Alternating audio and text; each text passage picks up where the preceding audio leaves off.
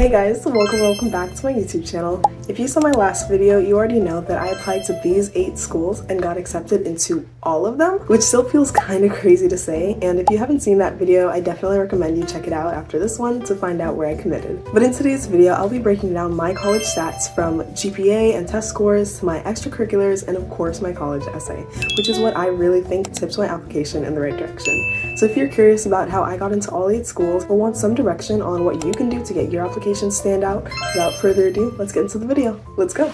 But before I get into the video, I did get deferred from UF in my original video, and the decision for that actually came out later the same day I finished it, so I was like, what? But I did get accepted into UF, so all 8 schools I applied to, I did get into.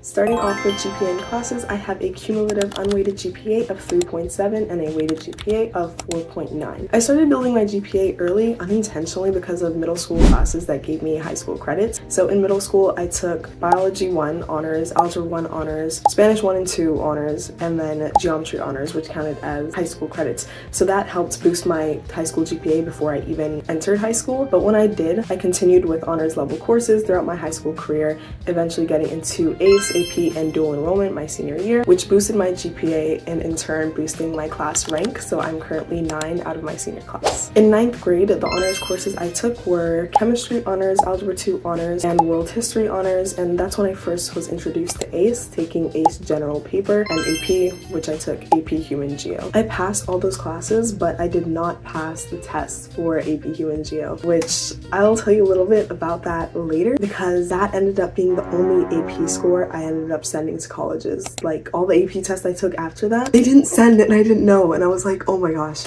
but I still got in. Continuing with my 10th grade year, I got into Financial Literacy honors, AICE Marine Science, AICE International, AICE Global, AICE English Lang, and AP Pre-Calc. So this is where I started to pick up the workload in terms of AICE classes, because I was going for the AICE diploma and I did get it with merit, so that is awesome. So basically what that means is the AICE/Cambridge program is that if you take 7 AICE courses and pass them in 3 years, you will get 100% bright futures with some other requirements that you have to meet and the AICE diploma. So that year when I took all those tests, I barely passed them. I got D's all across the board except for an AICE English language, and that literally changed the game for me. That changed my mindset. I genuinely entered flow state after that, because the year before that when I took AICE English Lang, which was my first AICE English class, I got a D and I cried. I feel like I've always been pretty good at English and writing and communicating and expressing through writing, so I'm like, what do you mean I got a D? So after that I was like, absolutely not. I took AP Pre-Calc the same 10th grade year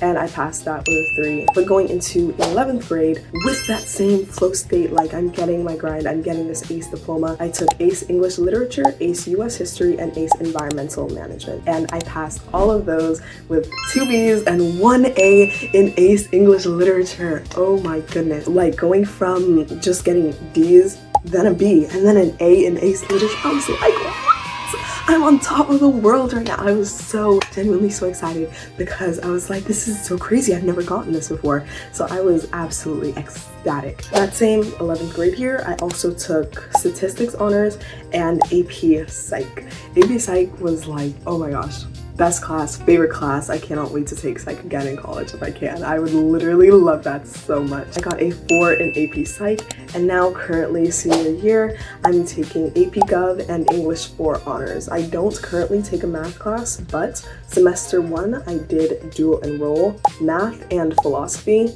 Loved those classes and I passed both of them, which counted towards my GPA and college credits. So I feel like all those together gave me a pretty good academic track record because I was pretty consistent with my grades throughout school. I don't think I've ever ended a quarter with lower than a C. Most of my grades are A's and B's. I think colleges were like, you're consistent and you're determined, and that's kind of what we're looking for.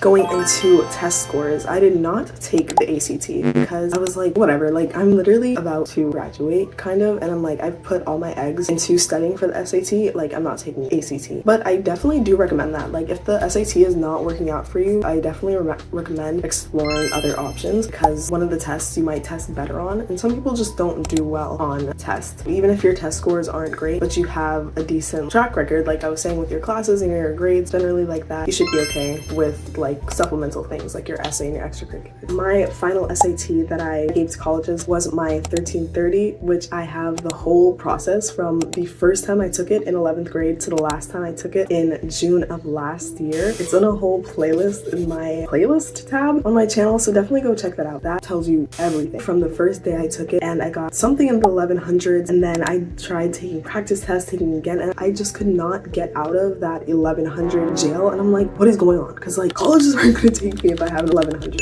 which isn't necessarily true. It really depends on the rest of your application. I was like, okay, whatever, I need to get my scores up. So after a lot of practice, a lot of studying and locking in, I was like, okay, I'm gonna take it in June. And pro tip that my stats teacher actually told me, she says the best time to take your SAT is in summer. Like people are fooling around during summer, but not you. You're locked in, you know ball, and you're studying and you're taking it in summer. It's not like a cheat code, but I mean, I took it in June and I got a 1330, and the practice test I took before that, because it was a whole process. I'm telling you, definitely check out the playlist, because I was like on that for months. For my AP tests, I got a 2 on AP Geo, so I didn't pass that, so that couldn't count. I got a 3 on AP Pre-Calc and a 4 on AP Psych, but none of those sent to the colleges, which I didn't realize until it was too late. And I was like, are we serious right now? Okay, so I'm hoping that when I finally take my AP Gov test, I can finally send that out to the college that I committed to, so I can actually get those college credits so I don't have to retake those courses. And then for AICE, I got my diploma with merit. So those were generally my test scores. And lastly, onto my extracurriculars and my essay. One thing that I love about my extracurriculars and my essay, which is what I think tips my application over the edge, that I really think colleges saw, is like, oh my gosh, it all makes sense now. All my extracurriculars have something to do with media production and digital media and things of that sort. So some of my extracurriculars were this YouTube channel that I've had for 7 years now. I know it's like sounds so crazy, but I've had it and I've been posting for 7 years, but the older videos are now privated, so you couldn't see them, but I have been. I also was on the multimedia team at my church for the past 5 years or whatever. Like I've been doing media for a long time. I did a publisher's assistant internship over the summer from 9th to 10th grade, and just a lot of things like that. I was in TV production. Well, I still am for my school, all 4 years of high school. Everything's just pointing back to media production, and that's what I talked about in my essay, how I feel like my experiences as a person have pushed me into this direction of wanting to express myself through media production, and why I have my YouTube channel in the first place, you know? Because to me, it's my way of expressing myself, where sometimes I feel like I couldn't growing up. That's what I talked about in my essay, how all of this comes together for me to express myself and hopefully give others the confidence to express themselves too. I know what it's like to not feel heard or seen, so creating a means that I can do that and hopefully inspire others to do that too. I'm not saying you have to create a YouTube channel, but I'm just like, you can. Before I actually started making YouTube videos, I was kind of like, I have nothing to post. Like, I don't know, I live an average life. I go to school, I come home, I don't do anything. All these other YouTubers that I watch or see, they're like, oh, going out with my friends to do this, going out to do that. I don't do it. And I just feel like that part of me is really reflected in my essay, because the last few lines of it say, so anytime I get the chance to help others by becoming a safe space for them to breathe, I will do it. I know how it feels when hot tears run down your face and the lump in your throat becomes hard, for the pain is all too much. In this search to find my own voice, I found a love for film and how storytelling through visual mediums ignited a new way of expression in me, not just for myself, but for others as well. And from all the videos I've watched about how to make colleges like kind of want you, a lot of them were pointing into the direction of, it's not just about the things that you have done. Yes, those are great, but they also want to see potential. So in writing my essay, I was like, okay, here are the pain points. Here's how this transformed my way of thinking. Here's how it changed something in me to be better, and how I can still move forward with this. The change and the transformation is not done, but it's an ongoing process that I want to continue through your institution, you know? Oh wow, like it really touched my heart. And at the end of the day, you gotta remember, like also an admissions officer grading it, make them feel something, like it's still a person. So try and connect with that person on the other side, you know? Like I've heard people be like, college essays are just like sob stories. But it's not just the sob story. You have to add your sob story and then add the little transformative, heartwarming bit about how you can do better and how you can be better in the future. Those are my college stats. I was really excited to film this video actually, and I was really excited to see how many of you guys also wanted to see the stats too. So I was like, okay, what? But yes, subscribe, stay tuned for all my future college endeavors. I'm really excited to go through the rest of this year with you and start college. I'm really excited. So I will see you guys in the next video. If you enjoyed this video, make sure you like and subscribe. If you have any questions for me, let me know in the comments, and I will see you guys next week. Bye guys.